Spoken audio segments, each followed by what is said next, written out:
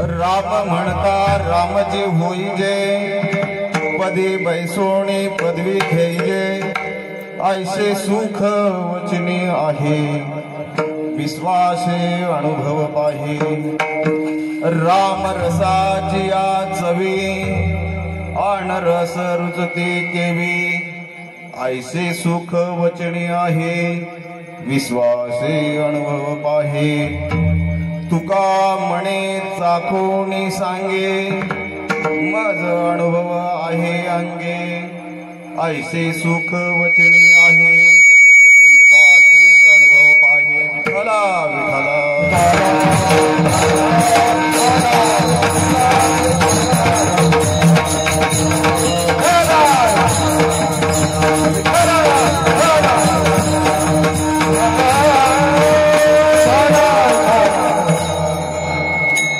प्रस्तुत प्रसंगी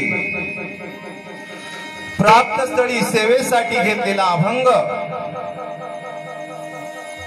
देहूचे सुप्रसिद्ध साधू जगत मान्य जगत वंदनीय जगद्गुरु तुकाराम महाराज यांचा 4 चरणाचा अभंग सेवेसाठी घेतलेला आहे विठ्ठल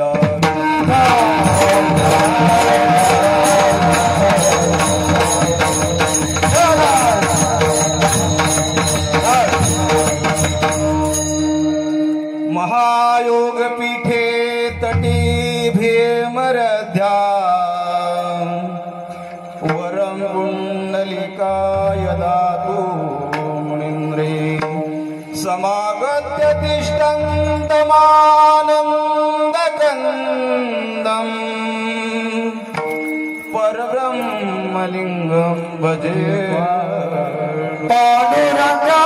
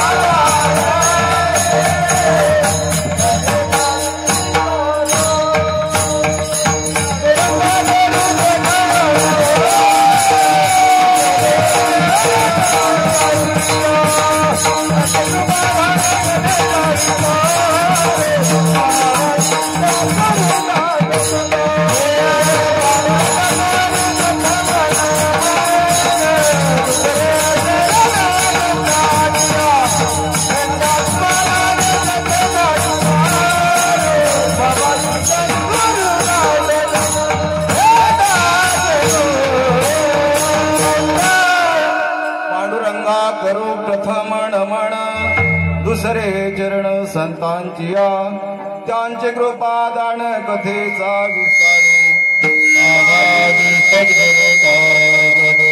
गुरुर ब्रह्मा गुरुर विष्णू गुरुर्देव महेश्वर ज्ञानेश्वरा गुरुर साक्षात परब्रह्म तस्मै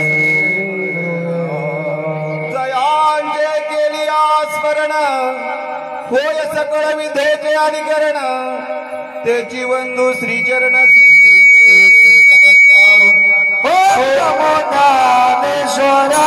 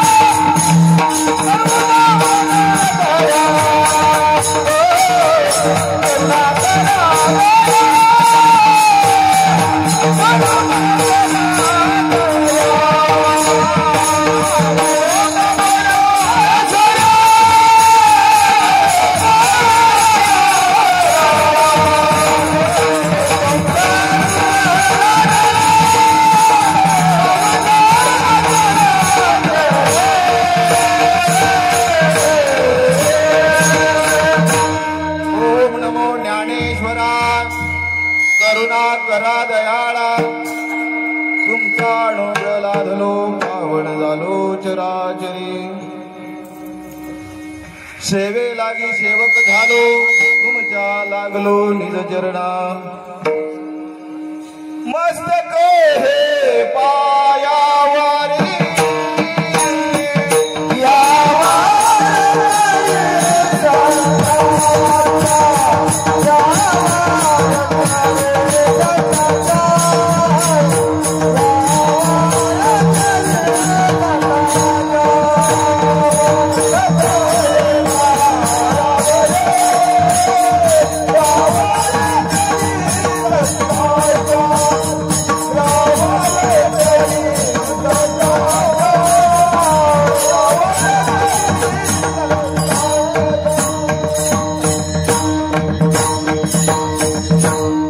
मस्तक हे पायावरी या वारकरी संतांच्या मायबाप हो तुमच्या सर्व संत सज्जनांच्या पायावरती नतमस्तक होऊन या ठिकाणी सेवेला सुरुवात करतो. विठ्ठल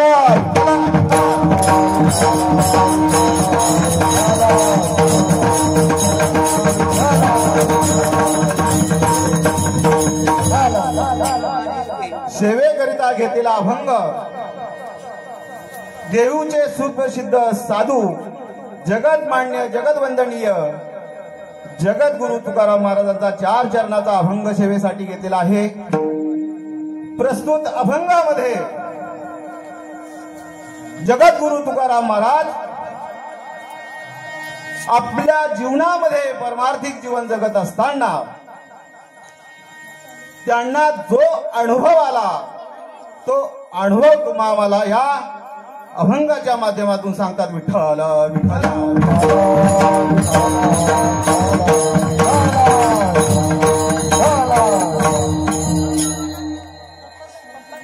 जगद्गुरु तुकोबाराय म्हणतात की जीवाने जर राम नाम उच्चारलं तर काय होईल? रामच होईल. राम म्हणता रामची होईल. जीवाने जर का राम नाम उच्चारलं तर रामच होईल. नवे नवे राम नाम पदी प्राप्त होईल. अशी या नामामध्ये ताकद आहे. परंतु ते तुमच्या आमच्या अंतःकरणामध्ये रुजलं पाहिजे. आणि अंतःकरणामध्ये रुजल्यानंतर ते तुम्हा मला गोड लागतं. आणि भगवंताच्या नामावरती तुमचा एकदा विश्वास बसला की तुम्हा मला अन्य कोणतेही रस रुचत नाहीत. नवे नवे अन्य कोणत्याही रसाची तुम्हा आम्हाला गोडी लागत नाही. आणि शेवटच्या चरणामध्ये जगद्गुरु तुकोबाराय तुम्हा आम्हाला सांगतात की हा माझा अनुभव आहे आणि हे मी चाकून पाहिलं आहे. आणि श्रोते हो, हे तुमच्याकरिता मी माझा अनुभव सांगत आहे. विठ्ठला विठ्ठला.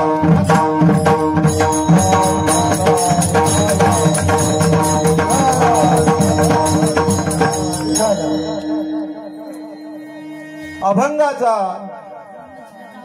विस्तृतपणे भावार्थ पाहण्यापूर्वी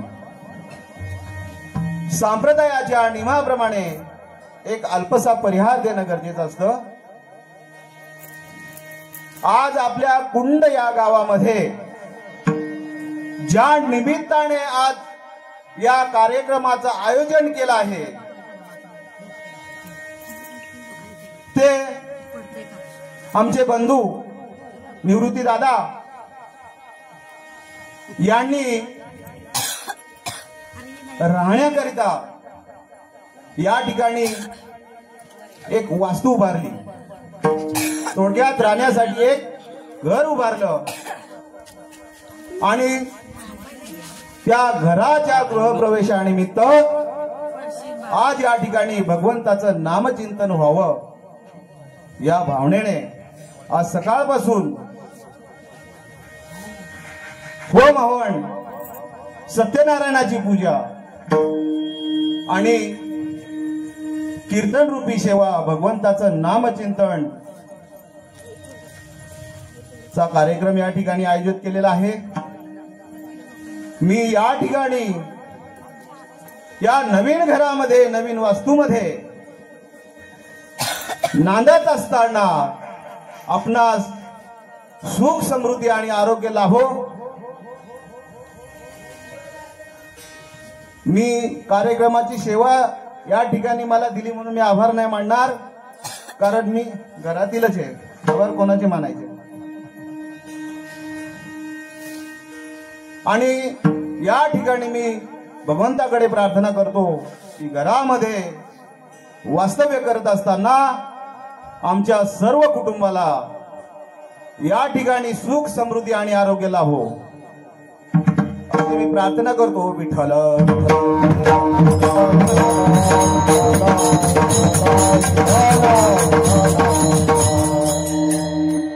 वास्तविक पाहायचं जर झालं तर अलीकडे महागाईच्या काळामध्ये एखादं राहण्याकरिता घर बांधायचं म्हणलं तरी सोपं आहे का हो? मुलांचं इंजिनिअरिंग करायचं असेल तरी सोपं आहे का?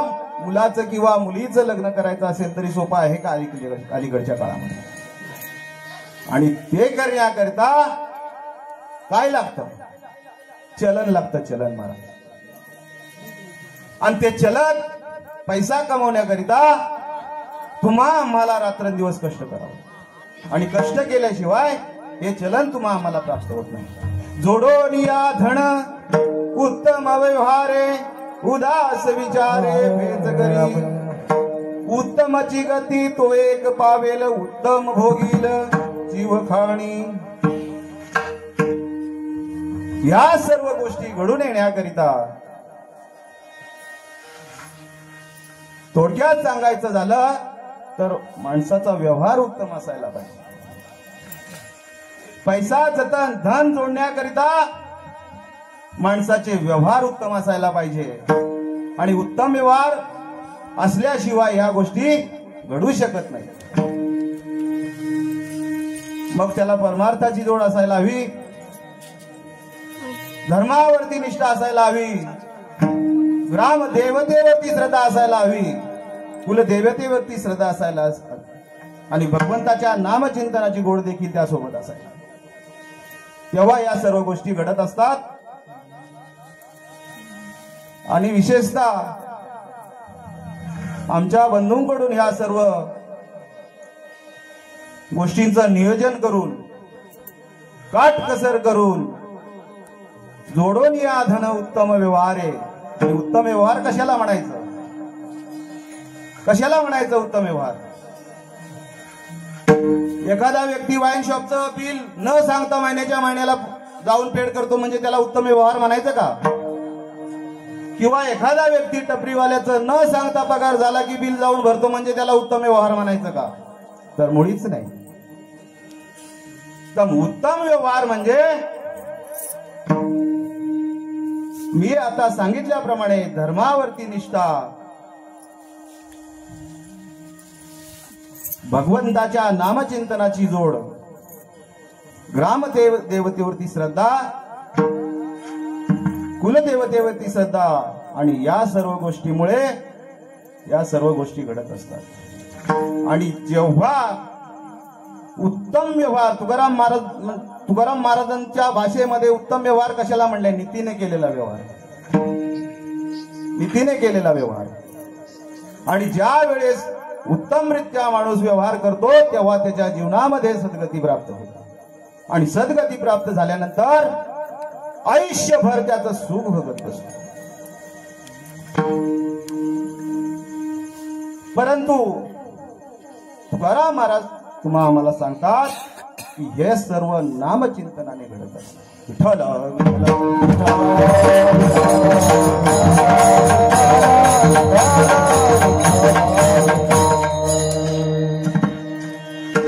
सेवेकरिता घेतलेला अभंग, राम म्हणता रामची होई जे पदी, बैसोनी राम पदवी घेई. जीवाने जर का राम नाम उच्चारलं तर रामच होईल, नवे नवे राम नाम पदी. प्रभू रामचंद्र एवढे श्रेष्ठ आहे जगामध्ये, असा देव होणे नाही. प्रभू रामचंद्रांसारखा राजा नाही, प्रभू रामचंद्रांसारखा पिता नाही, प्रभू रामचंद्रांसारखा पुत्र देखील नाही आणि प्रभू रामचंद्रांसारखा शिष्य नाही आणि प्रभू रामचंद्रांसारखा शत्रूही नाही. इतकं भगवंताचं नाव श्रेष्ठ आहे. आणि भगवंताचं नाम उच्चारल्यानंतर तुम्हा आम्हाला जीवनमुक्त होता येतं, अनंत जन्माचं पुण्य प्राप्त होतं. पूर्वी माता माऊल्या आमची जनाबाई ओव्या गायची, माता माऊल्या जात्यावरती ओव्या गायच्या.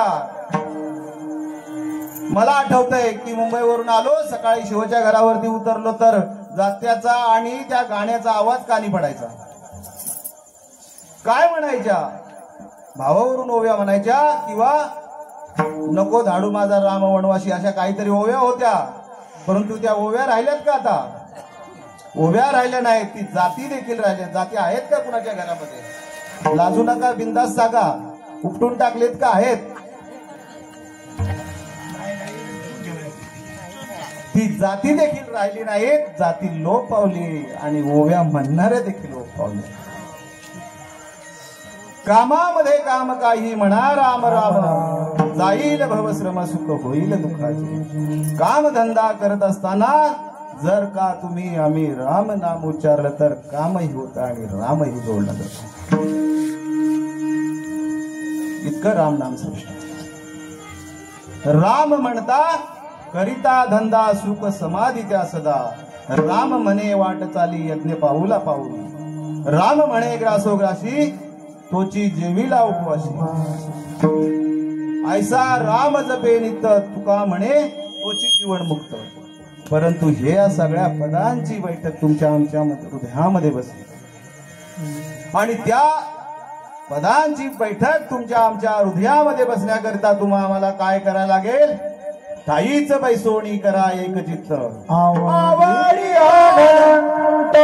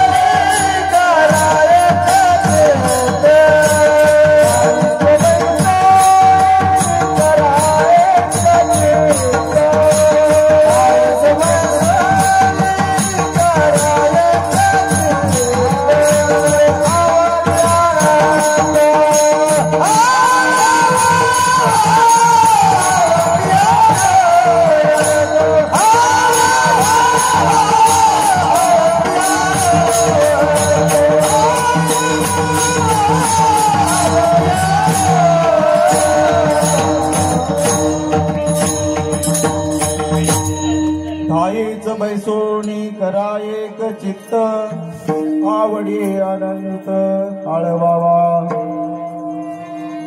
भगवंताचं एवढं नाम श्रेष्ठ आहे आणि ते नाम जर तुम्ही आम्ही उच्चारलं तर राम नाम पडले. महाराज यज्ञ करणं अवघड आहे, तप करणं देखील अवघड आहे, दान देणं देखील अवघड आहे, परंतु राम नाम सर्वात सोपं आहे. तुकाराम महाराज काय म्हणतात? तुका मान सोपे तुका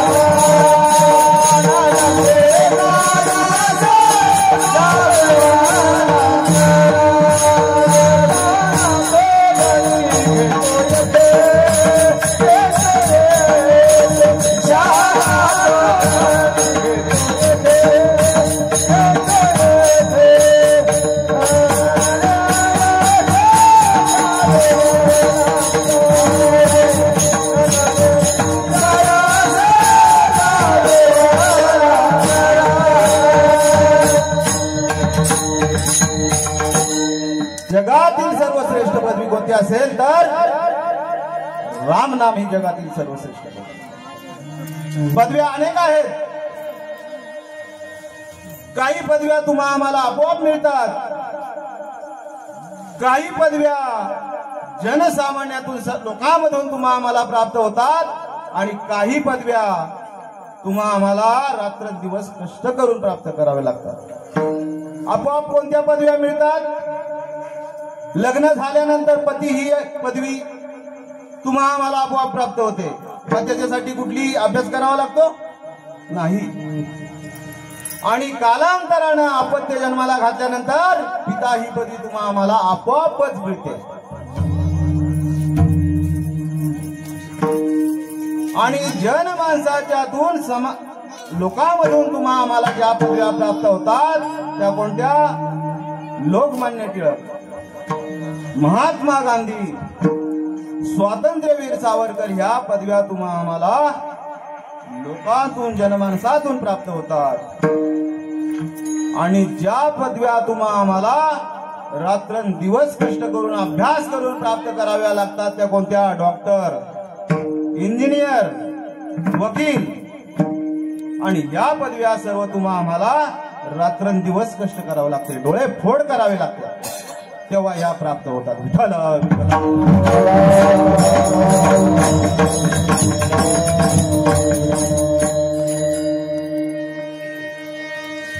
आजकालच्या काळामध्ये आपलं पद कोणी देतो का हो? कोणी देतो का? साधा सरपंच देखील आपलं पद देत नाही, आमदार आपलं पद देत नाही, खासदार आपलं पद देत नाही,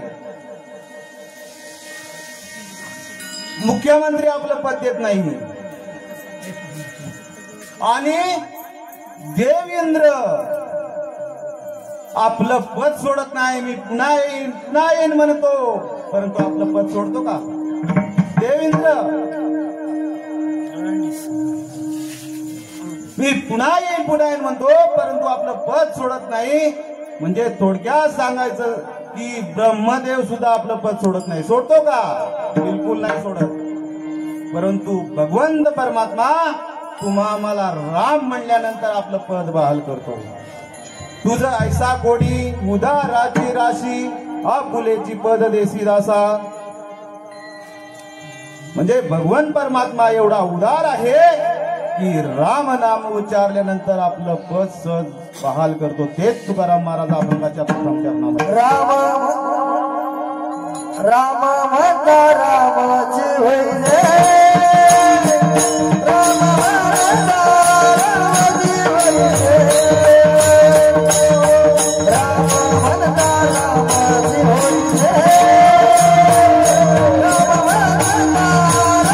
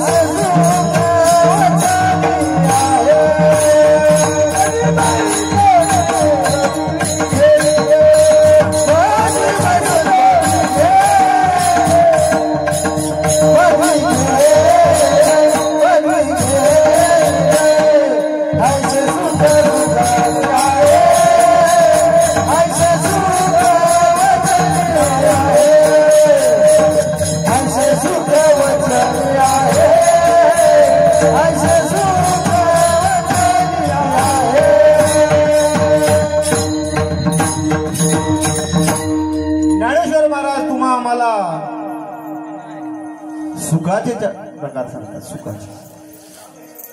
सुखाचे 4 प्रकार आहेत महाराज. कोणते? स्वैर सुख, विहित सुख, आवृत्त सुख आणि अनावृत्त सुख. स्वर सुख म्हणजे जे खाऊ नये ते खातो, जे पिऊ नये ते पितो, जे ऐकू नये ते ऐकतो आणि जिकडे जाऊ नये तिकडे जातो आणि त्याच्यामध्ये जो सुख मानतो त्याला ज्ञानेश्वर महाराज स्वर सुख म्हणतात. आणि दुसऱ्या क्रमांकाचं सुख विहित सुख. विहित सुख म्हणजे विषयाचं सुख, योग्य खाण्यामध्ये सुख जो मानतो, योग्य पिण्यामध्ये जो सुख मानतो, योग्य ऐकण्यामध्ये जो सुख मानतो आणि योग्य तिकडे जाण्यामध्ये जो सुख मानतो त्याला ज्ञानेश्वर महाराजांच्या भाषेमध्ये विहित सुख म्हटलं जातं. आणि तिसऱ्या क्रमांकाचं सुख आहे ते आहे आवृत्त सुख. आणि हे सुख कसं आहे, थोडं दिव्य सुख आहे आणि हे सुख स्वर्गातील लोकांना प्राप्त होतं. परंतु ते कुठपर्यंत, जोपर्यंत तुमच्या आमच्या पाठीशी पुण्य आहे तोपर्यंत. जेव्हा पुण्य कमी होतं तेव्हा पुन्हा स्वर्गातील जे देव आहेत स्वर्गातील लोकांना ते प्राप्त होतं ना, मग त्यांना पुन्हा मृत्यूलोकामध्ये यावं लागतं. मग तया पुण्याची पावटी सरे सवेची इंद्रपणाची उठी उतरे फिरून येते माघारी मृत्यूलोका. म्हणजे हे कसं आहे, दिव्य सुख आहे. आणि चौथ्या क्रमांकाचं जे सुख आहे ज्ञानेश्वर महाराजांनी तुम्हाला आम्हाला सांगितलं ते आहे अनावृत्त सुख. आणि हे सुख तुम्हा आम्हाला केव्हा प्राप्त होतं, हे अविनाशी सुख आहे. अविनाश सुख देईल निर्वाणी चुकतील खाणी. हे अविनाशी सुख आहे. आणि हे सुख तुम्हा आम्हाला केव्हा प्राप्त होतं तर ते भगवंताचं राम नाम उच्चारल्यानंतर. विठ्ठल विठ्ठल